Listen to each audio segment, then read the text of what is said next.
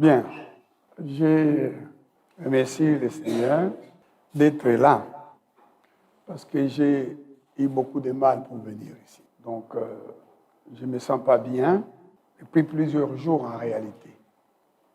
Alors, je remercie Dieu qui me donne la force d'être ici avec vous, même si je suis venu au milieu du culte, alors que j'étais ici déjà bien avant 7h30, mais je ne me suis pas bien senti. Bien, nous allons lire la parole de Dieu dans les livres de Lévitique. Donc, ouvrez votre Bible dans le livre de Lévitique.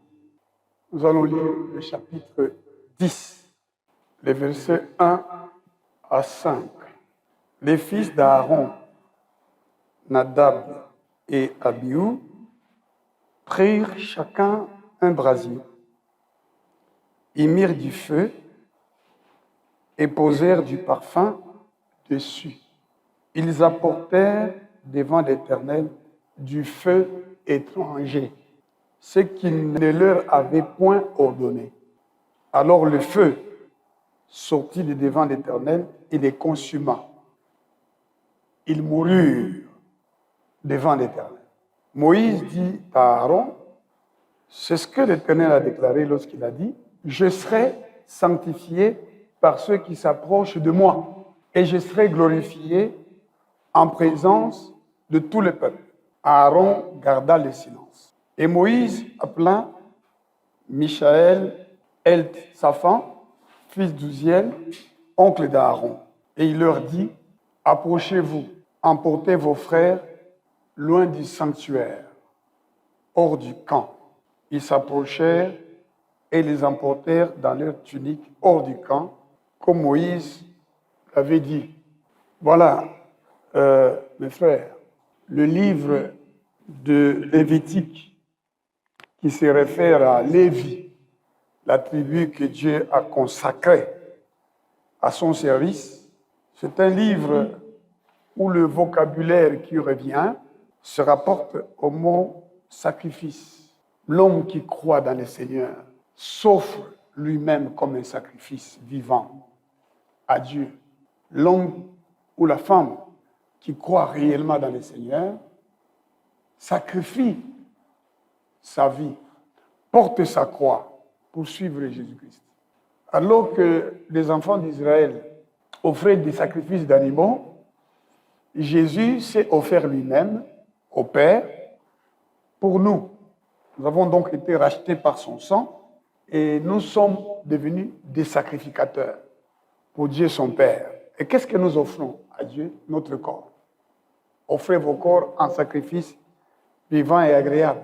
C'est pourquoi celui qui fait pécher son corps pêche gravement que celui qui commet d'autres péchés.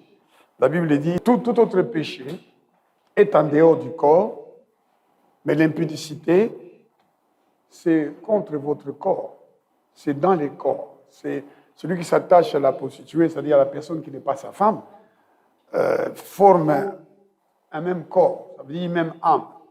Il y a beaucoup de choses qui passent de l'un à l'autre quand les personnes sont dans la fornication ou l'impudicité. Et beaucoup de choses sont détruites dans la vie de beaucoup de gens qui ont commis l'impudicité, qui ont commis la fornication, qui vivent dans la débauche. Beaucoup de choses sont détruites dans votre vie, dans votre âme. C'est pourquoi l'apôtre Paul a dit aux Romains, je vous en supplie par les compassions de Dieu, offrez vos corps comme un sacrifice vivant et agréable, ce qui sera de votre part un culte raisonnable. L'enfant de Dieu n'offre pas seulement le corps.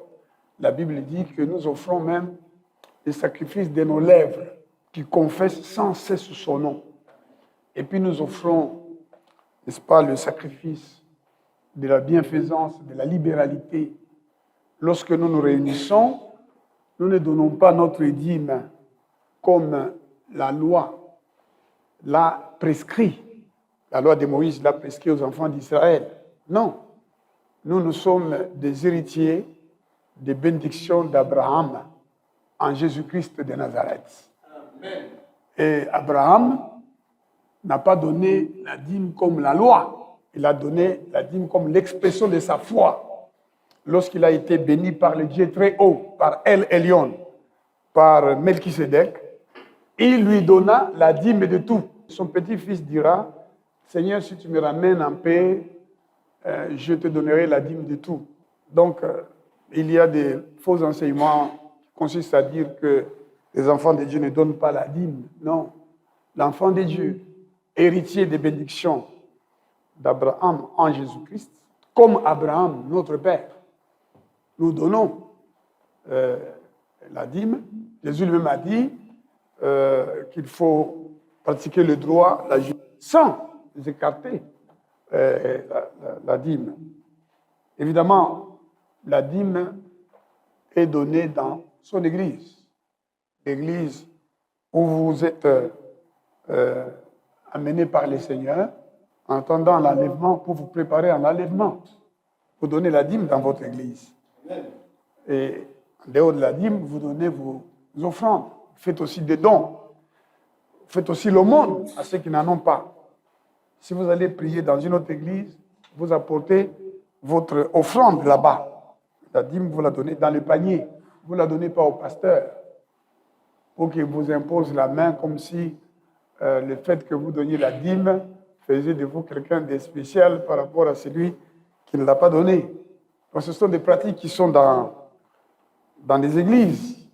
Je remercie le Seigneur du fait que dès le départ, quand il m'appelle, il me promet, il m'enrichira avec l'évangile. Il me l'a dit. Mais, tout en me disant cela, il m'a donné de travailler. Quand je commençais l'église de la Gombe, je travaillais à la Banque centrale.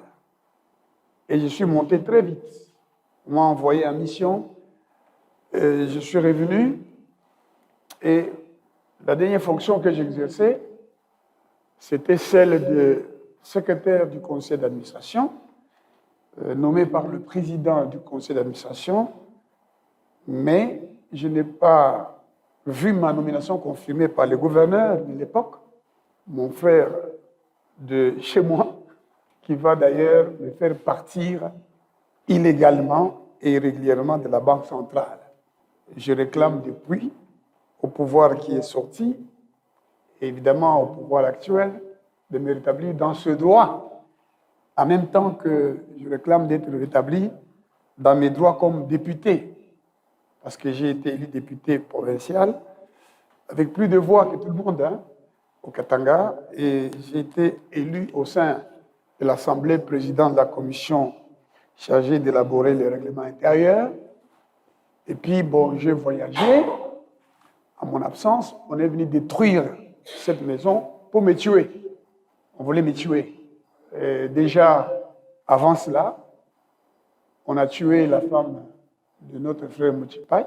On a cassé les bras de notre frère Mouchipai. Et moi, on m'a mis l'arme sur le front par des militaires qui viennent du même coin, du même village que moi. Donc, le frère, ce n'est pas nécessairement celui qui est né avec vous. Jésus lui-même a dit que vous aurez pour ennemis les gens de votre propre famille, votre propre maison. C'est celui qui vous aime en tout temps. La Bible dit les frères aiment en tout temps.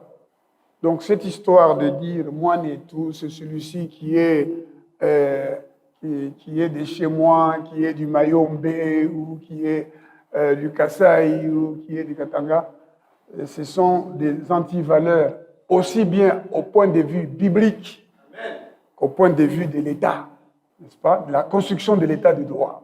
Les mêmes règles doivent s'appliquer à tout le monde pour assurer à chacun sa part de la République, n'est-ce pas? Tout comme dans les choses de Dieu, chacun doit avoir sa part, jusque dans l'éternité. Et c'est la parole de Dieu qui doit être la base, c'est le droit. La parole de Dieu, c'est notre droit. Le droit du citoyen céleste et du citoyen terrestre. Et sans oublier les règles de droit positives qui nous dirigent et qui ne sont pas généralement respectés. Donc quand les dirigeants ou un groupe de gens commencent à considérer l'État comme la propriété d'un groupe ethnique, c'est une déviation, c'est une antivaleur qu'il faut rejeter et qu'il faut condamner parce que Jésus-Christ est venu renverser les murs de la séparation. N'est-ce pas? Il n'y a plus ni juif, ni grec, ni Moulouba, ni Moussoaïli, ni Mungala, n'est-ce pas? Ni Mukongo. Nous sommes un en Jésus-Christ de Nazareth. Amen. Alors, on a profité de mon absence pour détruire ici. Je suis en train de réclamer tous ces droits-là. Je les réclame. On m'a privé de mon salaire de député. Je réclame. C'est là jusqu'à aujourd'hui. Si on ne me les donne pas, le jour que le Seigneur m'installera président de la République, je prendrai des dispositions pour que je sois rétabli dans mes droits-là. Alors, donc, Dieu m'a donné la grâce de travailler pour que moi-même, je donne mes dîmes à l'Église, que je fasse des dons à l'œuvre de Dieu, et pour qu'il me donne la liberté de prêcher la parole de Dieu sans chercher à être agréable à qui que ce soit. Si je plaisais encore aux hommes, je ne serais pas serviteur de Dieu, bien évidemment. Et les livres de Lévitique, c'est les livres de ceux qui ont été appelés à être saints. Et nous avons tous, vous et moi, été appelés à être saints. Amen. Et il y a des règles qui ont été établies pour les enfants d'Israël et qui, aujourd'hui, nous sommes parvenus, à nous qui sommes arrivés à la fin des siècles, pour que nous trouvions notre consolation dans les Écritures et que nous vivions conformément aux Écritures. Donc, quand vous lisez les livres de Lévitique, c'est le sacrifice, la mise à part. Vous devez savoir que le chrétien, ce n'est plus quelqu'un qui vit comme tout le monde. Vous devez arriver à cette conscience qui est produite par l'amour de la parole en vous. L'amour de la parole, cette conscience que vous n'êtes pas comme toute autre personne. N'est-ce pas? Vous êtes citoyen du ciel, vous avez des comptes à rendre à Dieu. Votre vie, vous ne pouvez plus la vivre comme vous voulez. Vous ne pouvez plus penser comme vous voulez. La Bible dit que tout ce qui est pur, que tout ce qui est vrai, que tout ce qui est honorable, etc., soit l'objet de vos pensées. Vous ne pouvez pas prendre des décisions. Vous vous levez un matin, vous décidez de ce que vous allez faire. Vous êtes un enfant de Dieu, vous devez savoir que vous êtes appelé à vivre dans l'obéissance à la parole. Le propre des enfants de Dieu, et l'apostolat a été donné à l'apôtre Paul et à d'autres, c'est pour amener les païens qui vont croire, les amener à l'obéissance de la foi. L'obéissance de la foi, c'est-à-dire l'obéissance à notre Seigneur Jésus-Christ de Nazareth. Le travail du diable, c'est de nous amener à rendre un culte qui ne soit pas raisonnable à Dieu. À rendre un culte en violation de la parole de Dieu. Et à croire que nous entrerons au ciel. C'est pourquoi la Bible dit dans les derniers temps, les gens se donneront une foule de docteurs pour leur enseigner les choses qui leur soient agréables. Donc faites donc très attention. Lorsque vous dites que vous êtes chrétien, faites attention que vous ne soyez pas destiné à la mort plutôt qu'à la vie. Jésus-Christ a fait beaucoup de choses. Que dit la Bible? Je vais lire. Jean chapitre 20, versets 30 à 31. Jésus a fait encore, en présence de ses disciples, beaucoup d'autres miracles qui ne sont pas décrits dans ce livre. Mais ces choses ont été écrites afin que vous croyiez que Jésus est le Christ, le Fils de Dieu. C'est ça notre foi. On a dit à l'eunuque éthiopien qui demandait pourquoi il ne pouvait pas être baptisé parce qu'il y avait de l'eau. On lui a dit, si tu crois que Jésus-Christ est le Fils de Dieu, le Fils du Père. L'évangile, c'est l'évangile du Dieu d'Abraham, d'Isaac et de Jacob, le Père de Jésus-Christ de Nazareth, Jésus-Christ le Fils du Père, par le Saint-Esprit, que nous croyons en lui. Ces choses ont été écrites, je répète, Jean chapitre 20, verset 31, mais ces choses ont été écrites afin que vous croyiez que Jésus est le Christ, le Fils de Dieu, et qu'en croyant, vous ayez la vie en son nom. Dieu nous a destinés à avoir la vie et la vie en abondance. Mais cette vie, elle est dans la parole de Dieu. C'est la parole de Dieu qui nous donne la vie. La parole, c'est l'Esprit. La parole, c'est Jésus lui-même. La parole, c'est Dieu lui-même. Dieu et la parole de Dieu. Au commencement était la parole et la parole était Dieu. Vous êtes censé avoir la vie. Vous n'êtes pas censé avoir la mort. Nous ne sommes pas censés rendre un culte qui nous conduise à la mort. Et il y a beaucoup de gens qui rendent un culte au Seigneur, mais dans la désobéissance à la parole de Dieu. Dans les mensonges, dans la fausseté, dans la méchanceté. Il y a des femmes qui remplissent les églises, qui disent rendre un culte à Dieu. Mais qu'est-ce que Dieu demande à la femme en particulier? La femme doit avoir un esprit doux et paisible. La Bible dit la femme qui rend un culte agréable à Dieu. La femme, elle doit être vêtue d'une manière décente, avec pudeur et modestie. Elle doit se soumettre à son mari. Elle doit être soumise à son mari comme l'Église est soumise à qui? À Christ. Le mari doit aimer sa femme comme Christ a aimé l'Église. Que la femme respecte son mari. Une femme qui ne respecte pas son mari, une femme pas soumise à son mari, mais qui va dans l'Église pour rendre un culte au Seigneur, elle est en train de rendre un culte qui peut amener à sa mort, à sa destruction. Parce que vous rendez votre culte dans la désobéissance à la parole de Dieu. Vous amenez dans l'église le feu étranger. C'est comme les femmes qui deviennent des prédicateurs, des pasteurs. Mais écoutez, le bon sens. La nature elle-même ne nous enseigne pas. Jésus de Nazareth devient homme, Dieu. Pourquoi Dieu n'est pas devenu une femme? Pourquoi Dieu ne s'est pas fait une femme? Pourquoi est-ce que nous voulons appliquer des raisonnements humains à la parole de Dieu? Le Seigneur Jésus-Christ, quand il est apparu en tant qu'homme, il était une femme? Non. Il était un homme. Amen. Et maintenant, il a choisi combien de gens pour aller avec lui? 12, n'est-ce pas? Amen. Il a choisi Pierre qui va le régner, il a choisi Thomas qui a douté de lui, il a choisi Judas, dont il a dit, c'est moi qui vous ai choisi, vous les 12, mais l'un de vous est un démon. Il aurait mieux valu qu'il ne fût jamais né. Donc Jésus savait. Il a choisi Jean, le disciple qu'il aimait. Mais Jésus-Christ aimait les femmes qui le suivaient, le servaient. La Bible dit, les femmes le suivaient de ville en ville, de village en village. Et le servaient de leurs biens. Et parmi eux, il y avait même la femme de l'intendant d'Hérode, le roi, qui suivait Jésus de ville en ville, de village en village. Mais il y a une femme dont Jésus a dit beaucoup de bonnes choses, Marie de Béthanie, qui est venue lui offrir un parfum d'albâtre du prix du salaire annuel. Et qu'est-ce que Jésus a dit? Ne lui faites pas de la peine parce que ses disciples, tous, ils disaient, ils n'aimaient pas le Seigneur, ils marchaient avec le Seigneur, ses apôtres. Il y a beaucoup de gens qui n'aiment pas leur pasteur, qui n'ont pas d'affection pour leur pasteur, qui ne prient pas pour leur pasteur. Vous vous rendez compte?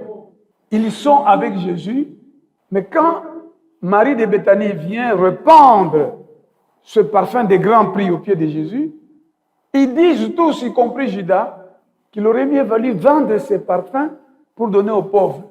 Non pas qu'ils étaient en peine des pauvres, mais ils n'aimaient pas le Seigneur. Ils n'avaient pas l'amour pour leur pasteur. C'est pourquoi l'apôtre Pierre va le renier. Il va dire, moi je ne le connais pas. Mais il y a des gens qui nous renient aussi. Mais toi, ton pasteur, c'est pas Théodore. Il dit, Théodore, non. Il y a même un pasteur, je dis bien un pasteur qui est venu quand l'église ici était toujours dans les ruines, et il a vu les chaises que j'avais achetées par la foi, en disant, nous allons reconstruire l'église. Mais nous prions dans une des petites salles là. Et il a dit devant l'église, il dit, ça c'est mon ami. Le pasteur Théodongo, il va là, un homme de Dieu, un homme de foi. Il est parti. Et moi-même, je dis bien moi-même, je l'ai appelé. Le téléphone, j'ai dit, pasteur, je l'appelle par son nom, je dis, c'est l'administrateur général de l'ANER qui vous appelle. Je n'ai même pas déformé ma voix. J'ai dit, mais vous, là, pasteur, vous êtes parmi les pasteurs qui soutiennent ce fou de Théodore Ngoïla, qui s'oppose au président de la République. Il dit, moi, je ne le connais pas. Je dis, mais monsieur le pasteur, mais on vous a vu sortir de la parcelle du pasteur Théodore Ngoïla. Il dit, non, j'ai passé seulement Je dis, vous n'avez pas une voiture de telle couleur? Il dit, oui, mais je me suis seulement arrêté là, je suis entré pour un besoin, puis je suis sorti. Il dit, mais monsieur, nous savons qu'il va inaugurer son église qu'il est en train de reconstruire et que vous serez parmi les invités. Il dit, vous allez regarder les jours là où il va y avoir la célébration, vous allez regarder si vous allez me voir là. Chef, vous ne me verrez pas là. Et j'ai enregistré tout ça. Il n'est pas venu à la célébration. Et plus tard, on s'est vu, lui ai fait entendre. Et puis je lui dis, mais pasteur, comment tu ne pouvais même pas savoir que c'est moi? Et puis tu me renies. Tu dis même à l'administrateur général de l'année, qui n'était autre que moi. Il dit, vous verrez, je ne viendrai pas à cette célébration-là. Et voici ce qu'il m'a dit. Il dit, vraiment, il faut nous comprendre, on a des faiblesses. L'apôtre Pierre a dit, je ne connais pas. Avec des imprécations, hein. Il a juré. Le Seigneur Jésus-Christ a eu de l'affection pour Marie de Magdala. Alors que Pierre et Jean, après avoir regardé dans la sépulture, ils n'ont rien vu, ils sont partis. Marie de Magdala est restée là-bas. Et elle a vu Jésus, elle croyait que c'est les jardiniers. Et quand Jésus l'a appelé Marie, il a crié Rabouni. Jésus lui dit, ne me touche pas. Il faut que je m'en aille vers mon père et votre père, Marie de Magdala. Mais revenons à Marie de Béthanie. Cette femme-là, c'est la sœur de Lazare que Jésus avait ressuscité. Cette femme-là, Jésus dit quoi d'elle? Il dit, elle m'a oint à l'avance pour ma sépulture. Donc il a eu la révélation que Jésus-Christ ressusciterait et que les femmes arriveraient avec leur parfum en retard. Mais qu'est-ce que Jésus a dit d'elle? Partout où on prêchera l'évangile, on parlera aussi de cette femme, de ce qu'elle a fait. Mais il n'a consacré aucune femme apôtresse. Et sa parole nous dira plus tard que les femmes se taisent dans les assemblées. Que la femme écoute l'instruction en silence. Je ne permets pas à la femme de prendre autorité sur l'homme, ni d'enseigner. Mais les femmes sont dans les églises, prenant autorité dans l'église. Les femmes pasteurs sont consacrées sur base de je ne sais quel évangile, mais c'est du fait étranger qu'on amène dans l'œuvre de Dieu. Amen. Vous devez savoir ça. Dieu avait donné des instructions sur le culte à lui rendre, sur comment lui offrir les sacrifices, les différents sacrifices. Et Dieu avait consacré Aaron et ses fils comme sacrificateurs. Et Aaron, le premier souverain sacrificateur. Et Dieu, pour pouvoir recevoir les sacrifices, faites très attention et écoutez bien, Dieu leur prescrit de faire des sacrifices sur l'autel. Dieu lui-même allume les feux sur l'autel. Lévitique 9, verset 24. Dieu lui-même allume les feux. La Bible dit en effet, le feu sortit de devant l'Éternel et consumant sur l'autel l'holocauste et les graisses. Tout le peuple les vit et ils poussèrent des cris de joie et se jetèrent sur leur face. Mais ces feux-là que Dieu avait allumés, quel était le rôle des sacrificateurs? Quel est l'ordre qui est donné aux sacrificateurs? Dieu a lui-même allumé les feux. Je vous ai demandé de vraiment faire très attention en écoutant ça. N'est-ce pas? Dieu lui-même allume les feux sur l'autel. Et quel est le rôle des sacrificateurs? Leur rôle, c'est de s'assurer que le bois est posé sur l'autel chaque fois pour que le feu ne s'éteigne pas. Le feu brûlera sur l'autel et il ne s'éteindra point. Chaque matin, le sacrificateur y allumera du bois, arrangera l'holocauste et brûlera la graisse des sacrifices d'action de grâce.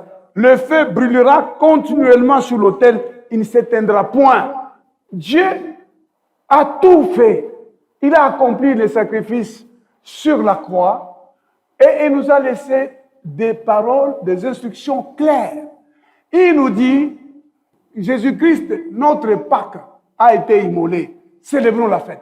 Mais les églises attendent le mois de mars et de Nissan pour célébrer la fête des Pâques de la sortie des enfants d'Israël de l'Égypte.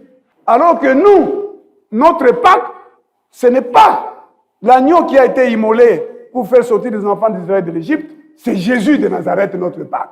Amen. Et la Bible dit que nous devons le célébrer. 1 Corinthiens, le chapitre 5, regardez ça. Nous devons le célébrer en vivant une vie de pureté, de sainteté chaque jour. Pas attendre le mois de Nissan. C'est ça les instructions qui nous ont été données. Donc, 1 Corinthiens, le chapitre 5, le verset 7 et 8.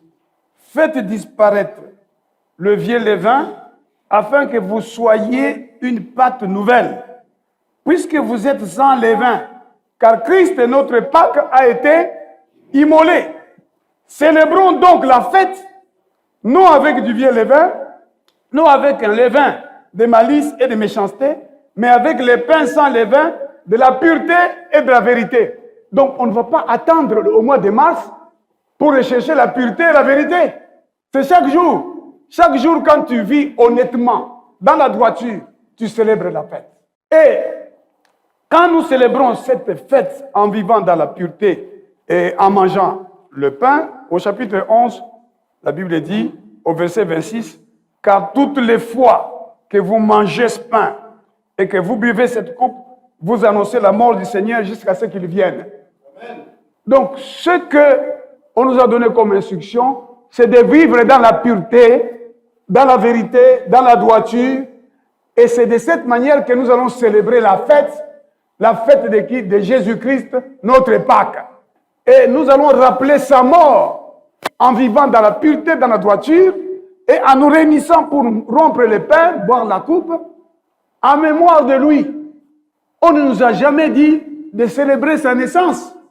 Nulle part dans la Bible, vous ne trouverez qu'il nous a été dit que nous devons rappeler la naissance du Seigneur. Amen. Dieu lui-même s'est arrangé pour que Jésus naisse à une date que les gens ne connaissent pas. Il y a longtemps. Et nulle part, il n'est écrit qu'il est né le 25 décembre.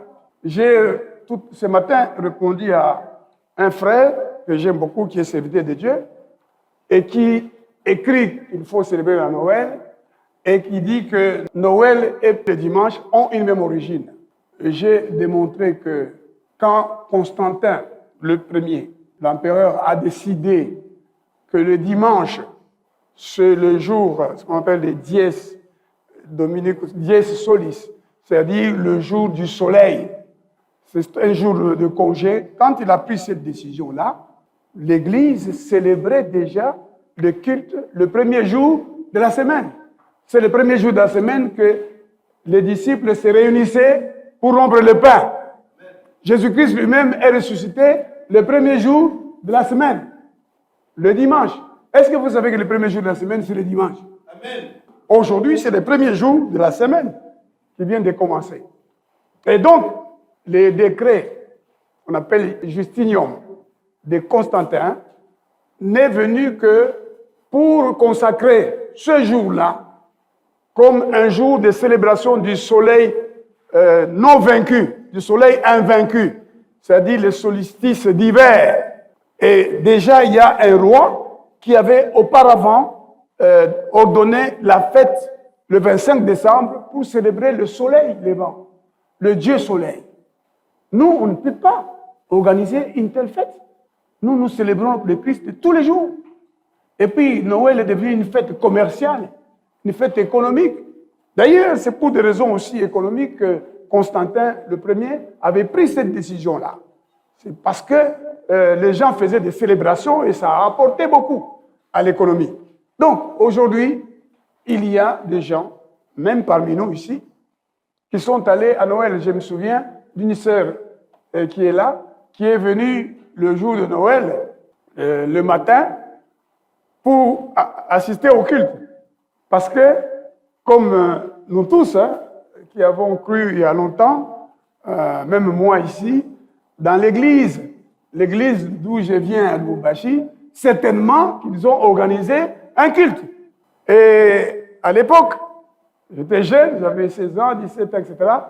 C'était moi qui jouais le rôle d'Hérode. On jouait une pièce de théâtre. Et comme on était dans la chorale, on jouait le théâtre, je m'habillais comme le roi, vraiment. Et les gens disaient, celui-ci deviendra vraiment roi. N'est-ce pas? Il ne faut pas laisser vos enfants jouer au chien. Alors, non, les enfants vont jouer, vous voyez votre enfant qui joue, il faut les gronder. Laissez vos enfants jouer, s'ils jouent, qu'ils jouent le roi, qu'ils jouent ceci. C'est prémonitoire, ça annonce des choses qui vont venir, n'est-ce pas? La Bible nous dit que quand Jacob est né, il allait prendre son frère par la main. Et c'est pourquoi on lui a donné le nom de supplanteur. Ne laissez pas vos enfants jouer. Oh, moi je vais être la prostituée. Comme ça là. Moi j'ai vu des enfants jouer à Lumbashi. Alors, Mintafa Bundumba, elle s'habille comme ça là. Et puis, ces filles-là sont devenues des Ndumba dans la suite. Moi, j'ai joué le rôle du roi Hérode et prophétie s'accomplira. Voilà. Mais j'étais dans l'ignorance de la parole. Et je me souviens, on chantait dans la chorale, dans ma langue. Les awa Yesuabu Tolwa Mukivombo Kiavangombe Mwana Wakwa Leza. Vous voyez, et les bassistes, ils disaient Mwana Wakwa Leza. Donc, on dit Jésus vient de naître. Et on nous prêchait, on dit Meo, Yesu atazaliwa muroyako. Atazaliwa malayapir. Aujourd'hui, Jésus va naître dans ton cœur. Jésus va naître dans ton cœur. C'est nous qui devons naître de nouveau. Ce n'est pas Jésus qui va naître. Jésus est né, il est mort, il a été enterré, il est ressuscité. Maintenant, si nous croyons en lui, le Seigneur va nous donner de naître de nouveau d'eau et d'esprit. Ce n'est pas lui qui va naître. Donc, nous faisons beaucoup de choses qui sont du feu étranger. Qu'est-ce que c'est que le feu étranger? Retournons dans la parole que nous avons lue. Le fait étranger, c'est le fait de faire ce qui ne vous a pas été ordonné par le Seigneur. La Bible nous dit, les fils d'Aaron, Nadab et Abihu, prirent chacun un brazier, y mirent du feu et posèrent du parfum dessus. Ils apportèrent devant l'Éternel du feu étranger, ce qui ne leur avait point ordonné. Dieu ne nous a point ordonné de le célébrer un jour de Noël. Et il y a même des gens qui disent, non, mais alors pourquoi est-ce que vous vous réunissez le 31 décembre? Nous ne réunissons pas le 31 décembre pour célébrer le Seigneur. Nous avons veillé des prières, et je vous invite à la veille des prières du 31 décembre. Nous aimons nous rassembler le 31 décembre pour simplement prier le Seigneur, te remercier de nous avoir gardés toute l'année, quelles que soient les difficultés que nous avons eues, et lui demander de nous garder l'année qui vient. Ce n'est pas une institution. Nous avions convenu comme ça que nous nous rencontrons. Parce que le 31 décembre, quand moi je n'étais pas dans le monde, le 31 décembre, c'était le jour où on allait ici et là comme des fous. Il y avait un esprit qui nous amenait dans les boîtes de nuit, les bars. Et c'était, je me souviens d'une fille du quartier, je ne l'ai pas vue. Et le lendemain, je suis allé chez ses parents, elle était dans la maison. Je dis, mais pourquoi tu n'es pas sorti? Elle dit, je vais sortir comment? On ne m'a pas acheté la robe. Donc, il faut que ce jour-là, elle ait une nouvelle robe. Est-ce que vous savez qu'il y a des disputes dans les foyers à cause du 31 décembre et du 1er janvier? Et il y a des disputes autour des pagnes, autour des habits, autour de ce qu'il faut manger, etc. Il y a des gens comme ça. Alors les gens, le 31 décembre, nous, quand on était jeunes, on avait pour devise, et on le disait, on dit si le 31 décembre, tu n'as pas une copine, ça veut dire que toute l'année qui va venir là, tu n'en auras pas. Et on se disait ça. Et on s'arrangeait, et on s'asseyait pour dire, moi, ces jours-là, je dois être avec tel. Je dois être avec tel. Et on allait dans les bars. Maintenant que nous sommes dans le Christ, où est le mal si nous nous réunissons ce jour-là, en veille des prières, pour demander au Seigneur de nous pardonner tout ce que nous avons fait de mal au cours de l'année qui va prendre fin maintenant, et si nous lui demandons de nous diriger pour l'année qui va venir. Donc je vous invite et je vous prie d'inviter tous ceux que vous pouvez au culte de ce 31 décembre à l'église de la Gombe. Et je charge nos frères de la technique de faire passer ce message à partir d'aujourd'hui pour dire, voilà, il y a veillée des prières. Donc venez le mardi soir, arrivez déjà ici à 17h. Il n'y aura pas culte de 16h. Et reposez-vous. À 23h juste, nous allons commencer la prière. N'est-ce pas? Nous allons prier jusqu'à vers 5h du matin. Et puis vous pourrez aller chez vous. Vous n'êtes pas obligé ce jour-là de manger simplement un poulet. Surtout ici à Kinshasa, on mange des poulets qu'on appelle les bembea soso, cadavres, hein, qui sont conservés avec du formol, semble-t-il. Méfiez-vous des choses que vous achetez, parce que souvent, aujourd'hui, surtout les choses que l'on vend dans la rue, ce sont des mélanges des choses que l'on fait. Alors, il n'est pas dit que ce jour-là, si vous ne mangez pas un poulet ou la viande, c'est la mort. Non. Mangez tout ce qui se vend au marché, prenez-les avec action de grâce.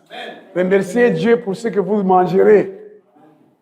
Aujourd'hui, vous mangerez le 31, le 1er, tous les autres jours. C'est le Seigneur qui pourvoira à vos besoins selon sa richesse et sa gloire. Amen. Mais ne faites rien que Dieu ne vous a pas ordonné. Le Seigneur a dit, quand vous pleurez les morts, pleurez comme des hommes ayant de l'espérance. Ne faites pas des choses que les gens font, que vous avez appris de votre coutume. Quand vous vous mariez, ne vous mariez pas selon tous les rites que l'on commence à faire. Jésus-Christ nous a laissé l'exemple. Il était à un mariage, il n'a pas béni ce mariage, il n'a pas pris la parole, il a simplement apporté sa contribution en montrant qu'il était Dieu. Il a changé l'eau en vin. Ce n'est pas à dire que Dieu a dit, voilà, commencez à boire. C'est lui le créateur de toutes choses. Les mal et les biens ont été créés par lui. Il dit, choisissez les biens, ne choisissez pas le mal. Même les prostituées. C'est tout ce qui existe. Les enfants qui deviennent des voleurs, c'est Dieu qui les a créés. N'est-ce pas? Mais est-ce que cela signifie que parce que Dieu a créé des gens prostitués, devenons des prostituées? Parce que Jésus-Christ a changé l'eau en vin, ça veut dire enivrez-vous. Non, la Bible dit, ne vous enivrez pas de vin.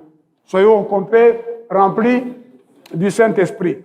Donc, mes frères et sœurs, ne soyons pas des hommes et des femmes qui, dans l'Église de Dieu, se comportent en obéissance à une parole étrangère, à du fait étrangère. Vous ne devez pas vous comporter selon ce que votre coutume vous enseigne, selon ce que la philosophie vous enseigne, ou l'école vous enseigne. Ouvrez les livres et lisez. Que dit la Bible? La Bible a une réponse pour chaque problème de votre vie. Amen. La Bible a toute l'explication. Si vous n'obéissez pas, comme les enfants d'Aaron, Nadab et Abihu, on ne leur a jamais dit d'amener un autre feu. On leur a dit, le feu est allumé. Vous, votre rôle, c'est de mettre du bois, d'entretenir le feu. La Bible dit, entretenez-vous pas des cantiques spirituels. Qui allume les feux dans nos cœurs? C'est le Seigneur lui-même. C'est le Saint-Esprit. Quand quelqu'un vraiment est en Christ, il va sentir dans son cœur. L'Esprit lui-même va lui rendre témoignage qu'il est enfant de Dieu. Amen. Maintenant, il vous faut entretenir ça en lisant les Écritures. Si vous lisez tout le temps les Écritures, vous priez tout le temps, vous entretenez l'amour de la parole en vous. Vous entretenez le feu de Dieu. Mais lorsque vous commencez à chercher des paroles étrangères, aujourd'hui, on amène le fait étranger sous forme de musique. La musique du monde est maintenant dans l'Église. D'ailleurs, elle ne reste pas dans l'Église. On sort avec elle pour aller faire des concerts. Alors que la musique de Dieu, 1 Chronique chapitre 16, verset 4, elle était faite pour être chantée par des gens consacrés, des Lévites, pour invoquer le Seigneur. Et Dieu, quand on l'invoquait, quand ces gens s'accordaient avec les instruments et les voix, Dieu descendait sous la forme de la Shekinah. Dans l'église, pas en dehors de l'église. Et cette musique, quand vous lisez David, dans le psaume 119, était tirée des Écritures. C'était la parole de Dieu qui était chantée. Maintenant, c'est d'autres rythmes. Les chantres sont des vedettes. N'est-ce pas? Vous le savez. Ce sont des vedettes que l'on appelle à des rencontres où il y a beaucoup de gens. Ils aiment beaucoup aller là où il y a beaucoup de gens. Ils n'aiment pas aller dans les églises. Ils disent qu'ils ont un ministère. Oh, les ministères ont été donnés pour l'édification commune. l'édification de l'Église de Dieu. Ce n'est pas pour qu'un individu puisse en faire une source d'argent. Donc, la musique de Dieu est devenue du feu étranger. C'est pour ça qu'il y a des danses diverses, le feu étranger. J'ai suivi une ministre du gouvernement actuel. Voici ce qu'elle dit. Elle dit, voilà, le Chiluba, c'est une langue des anges. D'ailleurs, Jésus lui-même, elle dit ça, clairement. Jésus lui-même, avant de mourir, il a dit, Eli, lama sabato wani. Hein? C'est ce que Jésus aurait dit. Hein? Et puis, Jésus s'appelait Ilunga. Alias Jésus-Christ. Ministre au gouvernement actuel. Et maintenant, on veut nous faire croire que c'est Dieu que l'on loue. Hein? On prend des costumes ou les habits, on met sur la ceinture et on danse la danse du ventre pour Dieu. La danse du ventre. Donc vous voyez les gens, pour Dieu. On danse dans les ventres pour Dieu. C'est du feu étranger. David dansait de toutes ses forces, mais sa danse n'était pas indécente quand même. N'était pas obscène. Mais lorsque vous venez avec des danses culturelles, la façon de chanter de nos cultures, et vous amenez ça dans les choses de Dieu, et vous trouvez dans les églises où on danse comme si on avait des rapports sexuels. Et on danse comme ça là, dans l'église, et on veut qu'on accepte ça. Mes frères et sœurs, faites très attention. N'écoutez pas ces musiques-là. Ne les regardez même pas. Édifiez-vous pas des cantiques spirituels. Les temps passent vite. Nous voici presque à la fin de l'année 2024, alors qu'il n'y a pas longtemps. En janvier, il y avait un mariage ici, en janvier. Il n'y a pas longtemps. N'est-ce pas, mes frères? Et maintenant, nous entrons où? En 2025. Une année se termine. Qu'est-ce que nous devenons? Combien d'années il nous reste à vivre? Je te demande, toi, ma soeur, qui somnole dans l'église, qui vient dans l'église aux heures que tu veux, qui dit, voilà, le prophète là nous avait enseigné ceci, le prophète là nous avait enseigné cela. Il y a eu ici dans l'église, quand j'ai annoncé ma candidature en 2018, un ancien musicien du monde, qu'on appelait Dakumuda, Christian Kimbukusu, je crois. Il est venu ici, c'était lui qui allait diriger ma campagne. Il est venu ici avec plusieurs pasteurs. Il nous a quittés il y a une semaine.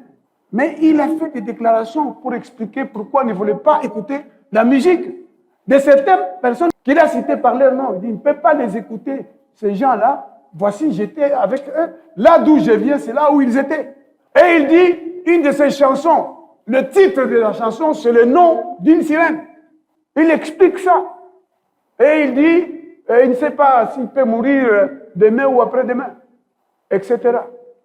Et il dit, c'est le fait étranger qu'on amène. Il a cité par leur nom ces gens-là, pendant qu'il était vivant, pendant qu'il se portait bien. Il avait eu du succès aussi. Voilà. Bon, donc, les choses se passent pour que nous ayons la vie. Tout cela a été écrit pour que nous ayons la vie, pas pour que nous mourions. Amen. Ces jeunes gens ici, les enfants d'Aaron, au lieu de se contenter de l'ordre donné par Dieu, Dieu a allumé les feux. Il a dit, ce feu brûlera. Il ne s'éteindra point. Le sacrificateur viendra arranger, n'est-ce pas? Le sacrificateur y allumera du bois, arrangera l'holocauste et brûlera la graisse du sacrifice d'action de grâce. Et ils vont prendre un fait étranger. David va faire la même chose aussi, au lieu de faire porter, n'est-ce pas, l'arche par les sacrificateurs et les lévites, il va acheter les chars neufs, croyant que ça peut être agréable à Dieu. Et c'était une foule immense qui sautait jusqu'à ce que la mort a frappé. Tout ce que Jésus a fait et qui a été écrit, c'est pour que nous ayons la vie, que toi et moi, on ait la vie. La vie en abondance, la vie maintenant, la vie heureuse et la vie dans l'éternité.